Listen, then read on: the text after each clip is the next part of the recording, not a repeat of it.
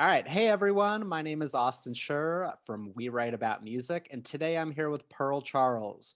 Released last week on January 15th, she's just put out her spectacular second full length studio album, Magic Mirror. Pearl, thank you so much for taking the time to speak today. Of course, thanks for having me. Of course. How are you doing? What's up? What's news? Well, I mean, probably since the last time we talked, the biggest development is the fact that I've actually moved out to Joshua Tree, which is what we were talking about briefly Oh, before we started recording. So that's been great. I mean, I'm still splitting my time between LA and the desert, but things are kind of slow in the city these days. So it's been great to have this place, and we've been able to set up and do a bunch of live streams here and all that good stuff. that's really cool. Yeah, LA is way too expensive at the moment for nothing going on. So I would hope that that's cut your costs a little bit. Oh yeah, definitely. Well, in some ways, to be honest, I've been living with my mom, so I've been living rent free for a while in Oh, LA. But nice. so I guess my rent has gone up, but That's true. it's minimal. It's But definitely cheaper than rent in the freedom is LA. priceless.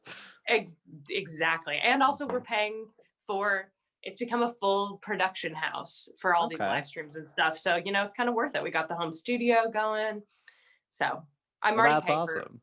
the rehearsal space in LA. So it is kind of cutting down the costs on that. There you go.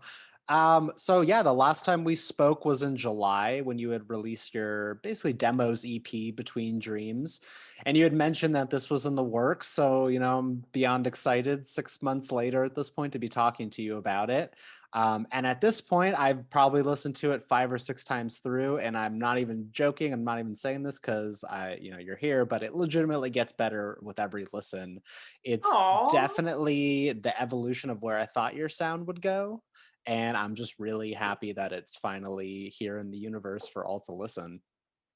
yeah. I mean, it's cool. It's really funny. I mean, I'm happy to hear you say that because I think, as you grow and change as an artist, you always will gain new fans and sometimes lose some old ones as your sound changes. And I know definitely from the first record to the second record, there was some growing pains in that regard because my sound really did kind of change a lot from my EP, my self-titled EP, Right. to Sleepless Dreamer.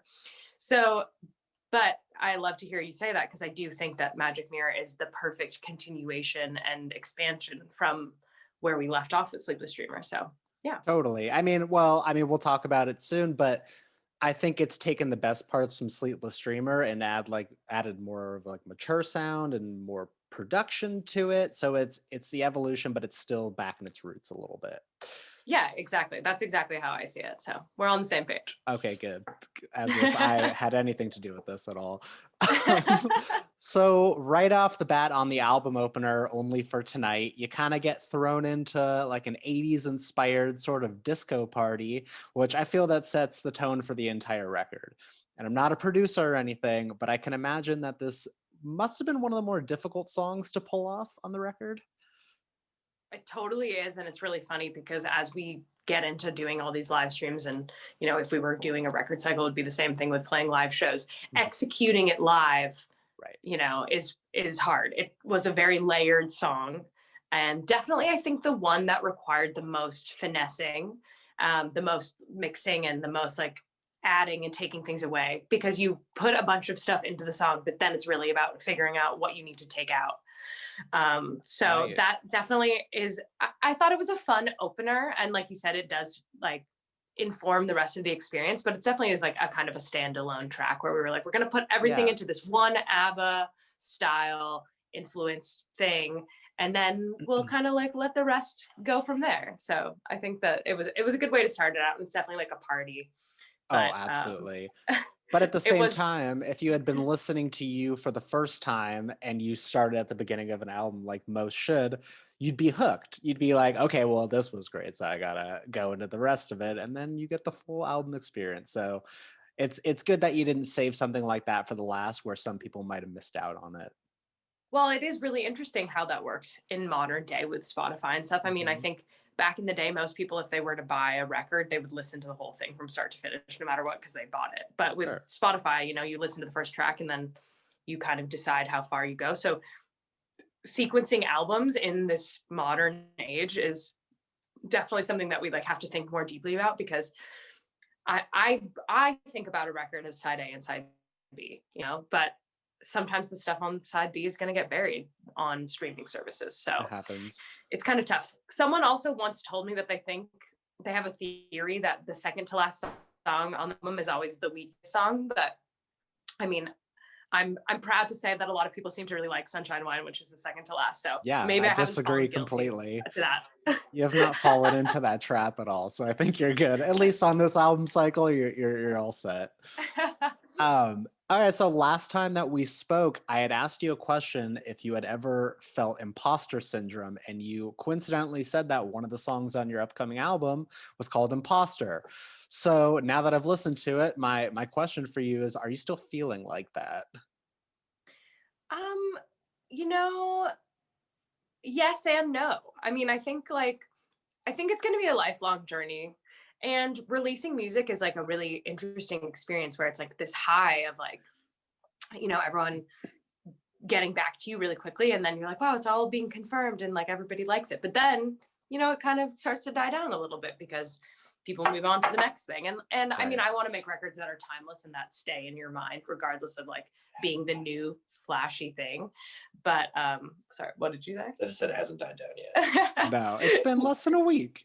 The hype I is know, still but of very course, real. but that's the imposter syndrome, it starts to creep Right. in and you're like, is this going to continue? Like, are people just going to get over it really quickly? Like, I hope not. I'm really like, the songs like are lifetime songs for me. Obviously they're about my life, but like, I want them to be that for other people. I want them to be, Mhm. this is a lofty ambition, but I'd love to like, hold the same space as, the Fleetwood Macs and the Bonnie Raitt's and all the people that I love. Cause like, that's where my inspiration is coming from. So Right. I would love to be that for somebody in the future because listening to music like that means so much to me. So to make music like that and connect with people in that way is what I want to do. I think you will. And that's just one person saying it. But I mean, I really only try to interview people that I actually want to talk to. And so, I mean, yeah, I'm in love with everything you've made. So I'll be listening to you for a while. So you at least have one fan in the All right. future. I mean, hey, I'm pretty stoked. There you go. So thank you. You're welcome. So I want to talk about the instrumentation on the record. It's a little bit more varied than Sleepless Dreamer. There's horns featured, which I'm always a fan of. So, obviously you're the leader of the band, but how much freedom is there within the actual band members to improvise or add things?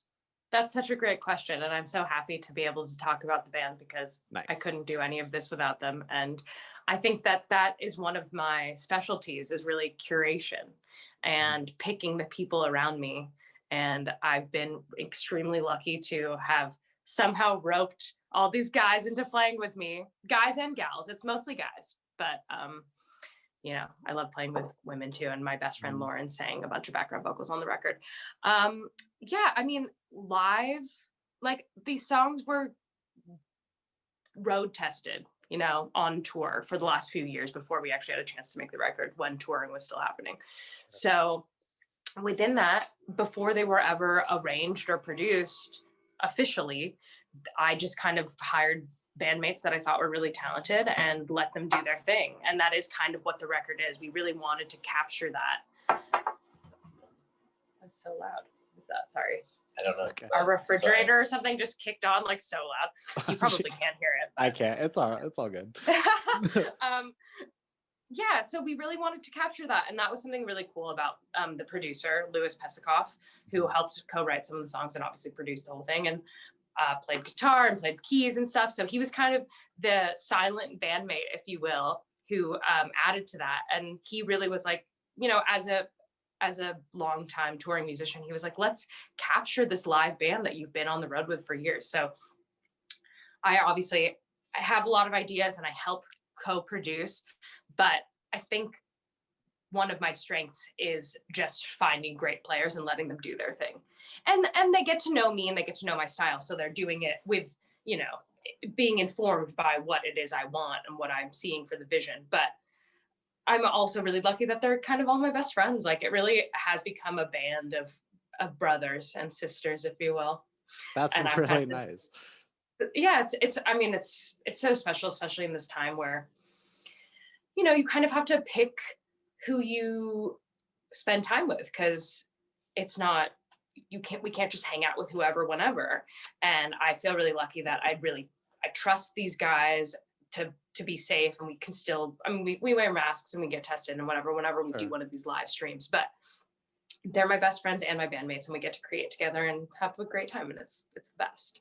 That's really nice. Yeah, it is your own little world, and it's not just like hitting up someone to hang out anymore. So the fact that you've kind of looped them into your world is, I think, best case scenario.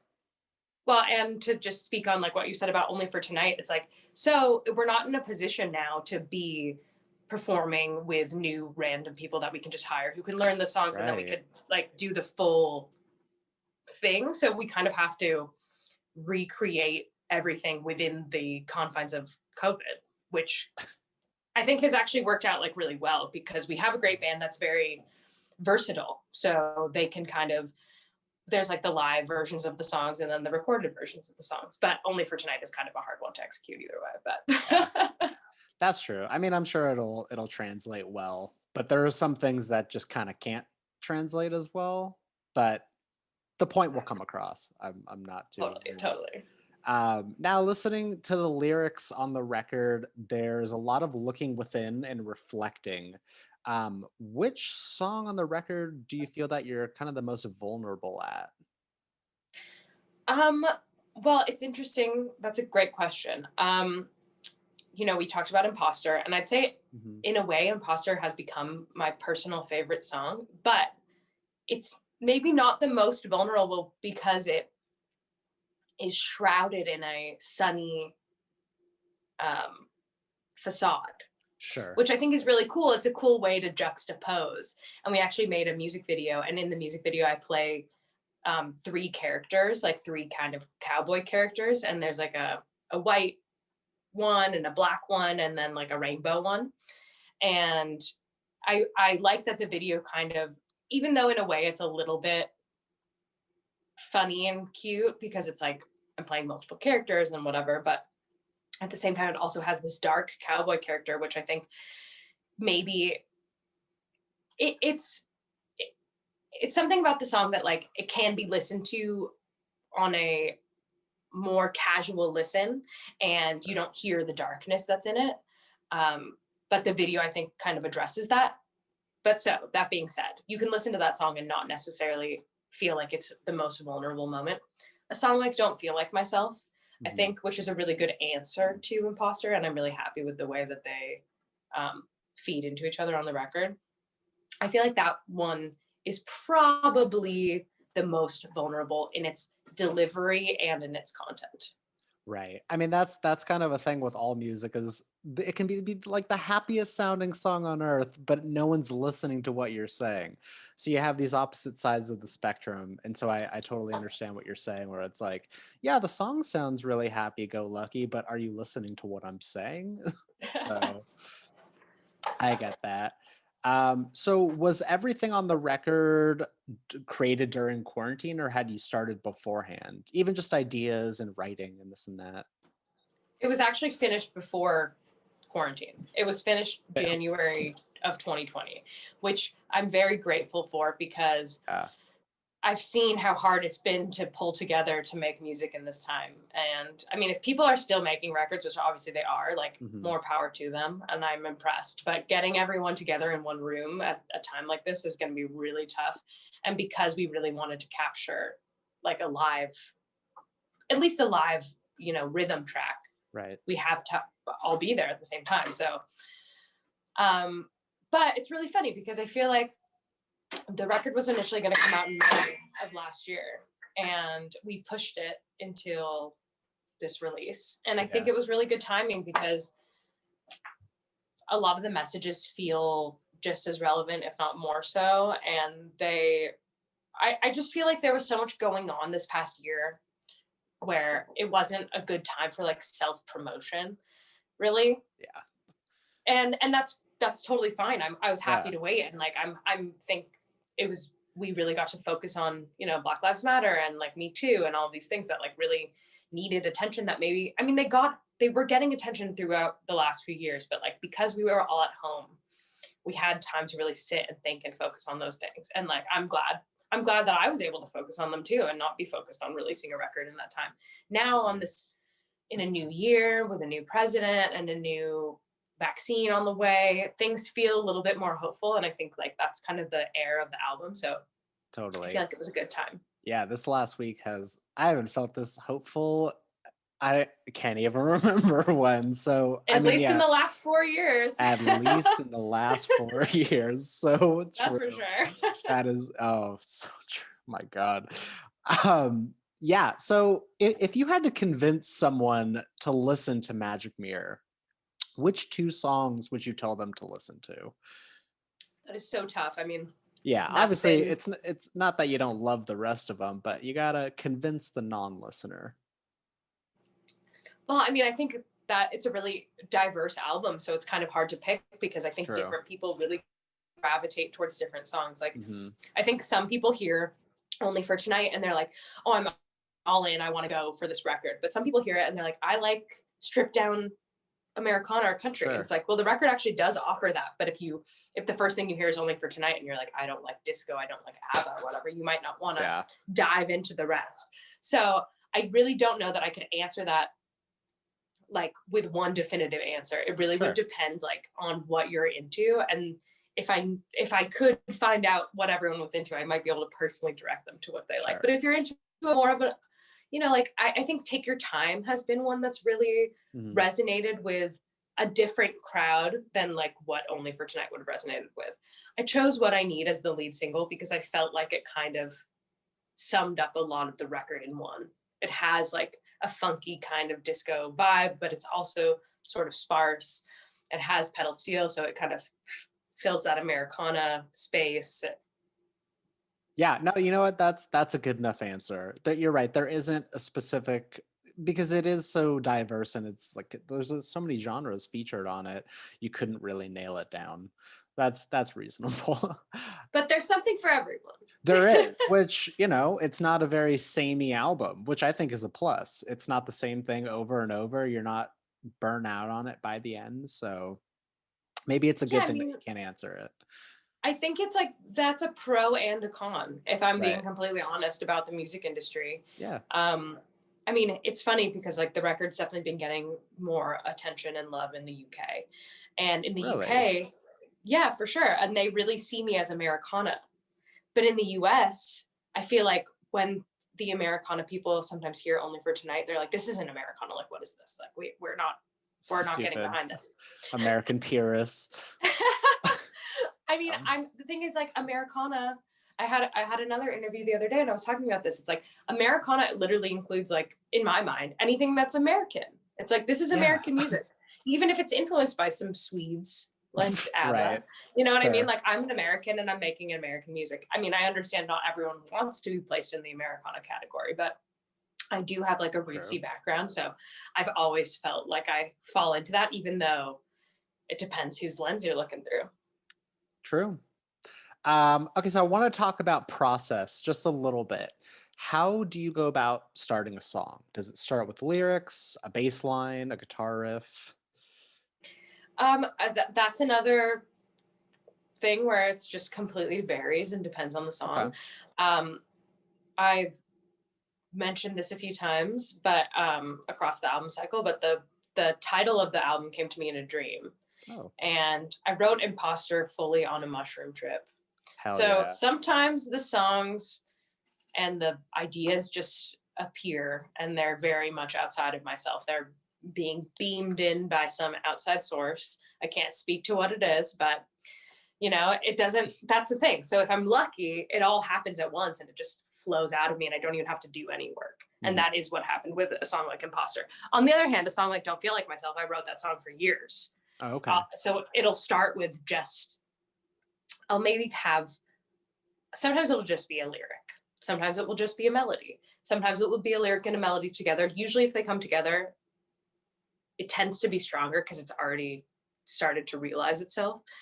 But sometimes it will just be the seed of an idea and just one verse and one chorus or whatever. And then I won't know for a really long time what it is I really am trying to say and what I'm trying to write about. And this record has really been an example of that because I wrote a lot of these songs kind of imagining what I wanted in life and then calling those things sort of into my life. Like the second half of the record is really about like a good relationship, which at the time, like I didn't have. I was single. So sometimes the song starts in my mind and then I have to really wait and see what happens in life to let it play out and see how it's going to go. That's really cool. Seriously. All right, well, I want to start wrapping things up a bit, so I've only got a few more for you. So what are some of your goals, musical or not, for 2021? I would love to go on tour. Yes. I'd especially love to go on tour in Europe and the UK.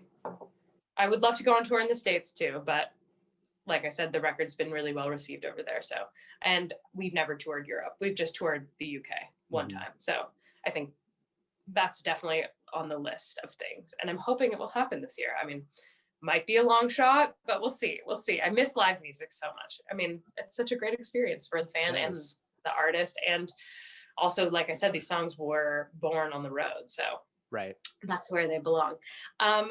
Aside from that, I'm trying to make an EP. I actually, like I said, the record was finished in January of last year. So I kind of spent the whole quarantine writing.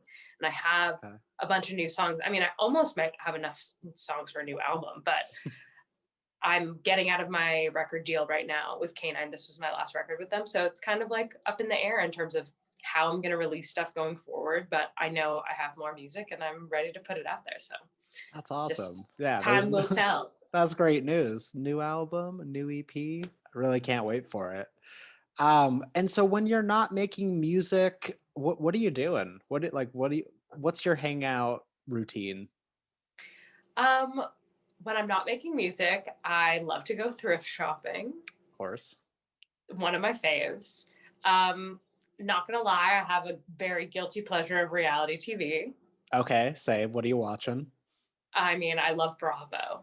Okay. So give me some Housewives. I'm all about it. Sweet. I've always said there's no guilty pleasures. There's only pleasures. So if you like it, you like it. There's nothing to be proud of about. it. Exactly. And I am. But at the same time, the only reason it's a guilty pleasure is that it can distract you from doing work on stuff that you should actually be doing. You're feeling guilty about it, but not guilty for watching it. Yeah, exactly. I get that. Yeah, I just watched 2 seasons of America's Next Top Model because it was recommended to me, and I'd never seen it before. And it's one of the best shows I've ever seen in a while. Like, okay, I have to tell you, you're the second interviewer who has told me that they're watching America's Next Top Model. I love it. It's really funny. It's so good. I watched it when it was on originally. I'm an OG fan. That's too. Yeah, I just spent a few weeks in Denver quarantining at a friend's house, and she was just like, well, they added guys, like, do you want to watch it? And it was like a half guy, half girl season, and it was like this perfect blend of like drama in the house, but like they have to, the model in the morning. And I'm a sucker for it. So if you haven't, definitely check are it the out. guys new? Is that like a new season? I think it was, well, I've been watching it on Hulu, and I think the guys started in like 2013, but they only have like 2013, 14, and 15 seasons. I don't know if they did it after that. But there's at least 3 seasons on Hulu that feature half guys, half girls, and it's I didn't hang on that long, but it sounds like I need to revisit. absolutely worth it. So good. Some of the other things I like to do when I'm not making music, I just picked up a Joan Didion book from the library. I'm a library person. Nice. And I love, movies from the 70s and just all the normal stuff that you probably expect. Shopping, vintage clothes, old movies, fun stuff. Sweet. All the good stuff. All right, last thing for you. Definitely smoking a lot of weed. That's definitely a big part of my... That's just a lifestyle, right? What else are you gonna do? There's nothing to do. Gotta pass the time somehow. Exactly. Last thing for you. Didn't want to take up too much of your time, but I saw that you made an Instagram post, I think a couple days ago at this point, that all the vinyl is sold out. So I just made an Instagram post literally as we got on the phone to say that there's a new pressing. That was new color, new insert for the poster. Ooh, So each edition is going to be very limited and very unique. So sure. I said in the post, whether you're just a fan who's a collector or if you missed the last run, you should definitely get on it and order ASAP because it's very limited and it's very hard to get the turnaround because all Yeah. the factories and stuff are shutting down because of COVID or constantly closing and reopening. So Okay, so get on what's it. what's the color? I gotta know. It's really, really beautiful lavender kind of splash. Ooh, nice. Well, I'm really excited about that. I've got my pre-ordered kind of like marbly blue one over there on the record player. So that's been on pretty much nonstop at this point. I'm glad you got one of those. Hell Now yeah, they're are you going to kidding be me? really, they're out of print. You got one. It's a It's a collector's rarity. It's item. a limited pressing that I will hand down to my kids' kids. Please. I hope your kids' kids are listening to vinyl. Let's hope and pray. I'll be really upset if they aren't listening to vinyl. With the collection that I've built over the years, they better be. Someone's going to be Exactly. listening to my vinyl. Someone. I hope it's Yeah, not a thrift store buyer, although to be honest, that absolutely would be not. me. So I mean, wouldn't Okay. be the worst fate in the world. All right, I'll sign all my records so that any future person knows this collection belongs to Austin. That is the best though when you get those little records at the Hmm. thrift store and they have someone's name signed on or Yeah, little personal drawings. I love that stuff. I live yeah. for that. All my mom's records say like "property of Kelly" on them. Like, dude, Oh, no one's taking your records, mom. What are you doing? Oh man. All right. Pearl, thank you so much for your time. Seriously, appreciate it so much. And for all those that are watching, Magic Mirror is out on all the streaming platforms. There's new vinyl. Buy that shit, listen to it, spin it, do all the things. Is there any last parting words you'd like to tell the listeners? I mean, I think we've covered pretty much everything, but I just think thanks for so. listening. And is this going to be visual as well? Yeah, so well, I'll just leave it up, whatever. Yeah, gonna be making an article and gonna be putting this video on YouTube. And I probably should have put on some makeup before. Well, hey everyone, this is what I look like normally. this is Pearl. So I hope that's all right. But yeah, and then yeah, so I think we've got this set to go on Monday. Sweet. So yeah, it'll be done by then. I'll send everything over and we'll be good to go. I'll definitely share it. Thank you. All right. Have a great rest of your day. Enjoy Joshua Tree and stay safe. Thanks so much, you too. Great chatting. All right. Bye Talk bye. soon. See ya. Bye.